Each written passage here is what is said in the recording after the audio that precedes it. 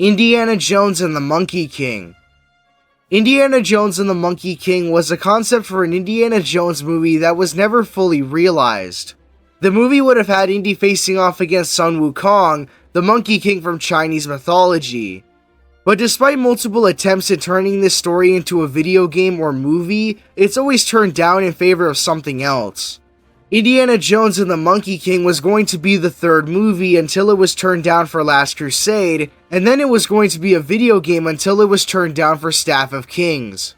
But to be honest, I kinda don't want Indy fighting off against a god, so I'm kinda happy this one didn't happen.